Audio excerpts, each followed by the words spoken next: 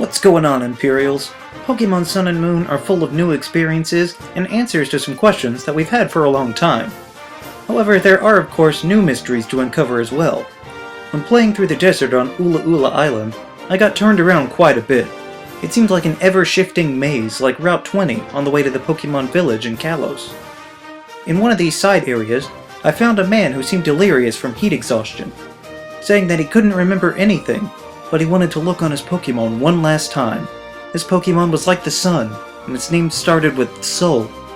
My immediate thought was Solgaleo, being the mascot of the game, but my brother pointed out later that he was talking about Solrock. I then cataloged this information for a later time, since Solrock and Lunatone are conspicuously absent from the game's Sun and Moon. Recently, the Pokemon Bank update came out, and you're now allowed to transfer up all your old Pokemon. Once I remembered this poor dying man in the desert, I promptly got the Meteorite Pokemon and trudged back over there. Once I got there, the man had even more unique dialogue about how weak he was and couldn't remember how to get home, or who he was. Then he spots your Solrock and a mysterious energy erupts and helps restore his memory. After this, he starts to say things that are even stranger than before. He thanks the Solrock for its help and then says that the star pulses he was given 30 years ago are safe, and then says he will return home, to space. As thanks, he gives the player a sunstone. He then promptly floats up into the sky just like he were on a warp panel. And then that's it. You're left alone in the desert. And there's not a warp panel there. I checked. So what does all this mean? Presumably this would work with any Solrock that's transferred up and doesn't need to be a specific one. So the idea that this Solrock was once his, or had specific interactions with this man, won't fly. So there must be something inherent to all Solrock and Lunatone that would trigger such an occurrence within the individual. I couldn't tell at first, but once the man turned around, I recognized him as the man on Mahalo Trail in the Sun and Moon demo version. In the demo, once you travel up to the top of the hill, he gives you a Stardust, a suspiciously space-themed item. If you go back successive times, the man has unique dialogue about how he has nothing else for you, but has grown to see you as a friend. In the desert, he furthers this sentiment by saying that he's the ashes left behind, what remains when everything else has been given. But who is he? And where is he from? He gets his memory back, but he never tells us anything personal besides calling space home. He does say that he encountered a Solrock 30 years ago, which is an interesting time frame, because as far as I know, there's not anything else in the lore of Pokemon to specifically take place in that time. It's all either hundreds of years ago, or it takes place in the much more recent past. Pokemon itself isn't even 30 years old, so this man met a Solrock before Red and Blue even came out. He also says the Solrock he encountered entrusted him with something called star pulses that are safe. What are these meant to be? We have items called star pieces and stardust, the Sun and Moon stones like he gives you. We even have comet shards, but nothing called a star pulse. Or do we? The man said he entrusted the star pulses to a group of wonderful men to safeguard them. So who makes up this group of men? If we can know that, we might just learn what these star pulses are.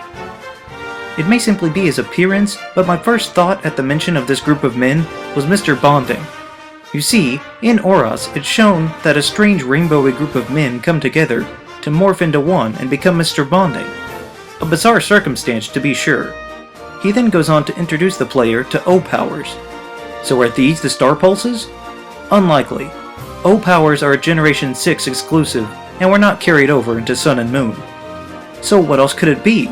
Most groups of men in the Pokemon world are organized crime gangs, so I doubt it's any of them. My next thought for the group that he could be referring to was the Draconids that are featured in the Delta episode. These people have a long-held tradition of passing down and keeping safe relics and knowledge. Their main function is to serve Rayquaza, a being that resides in the heavens, so it's not a stretch to think that they might give similar treatment to something else that came from the sky. If that's the case, the star pulses would almost certainly have to be Megastones or Mega Rings. It's said that Rayquaza's actions caused Megastones to fall from a meteor. If that's the case, they may have originated from outer space. That could account for why they're so rare. Also, the Draconids are the ones that know the secret move that allows Rayquaza to Mega Evolve. Maybe these items falling from space and reacting with the infinity energy is what causes Pokemon to mutate in such drastic and painful ways, as the newer deck entries say.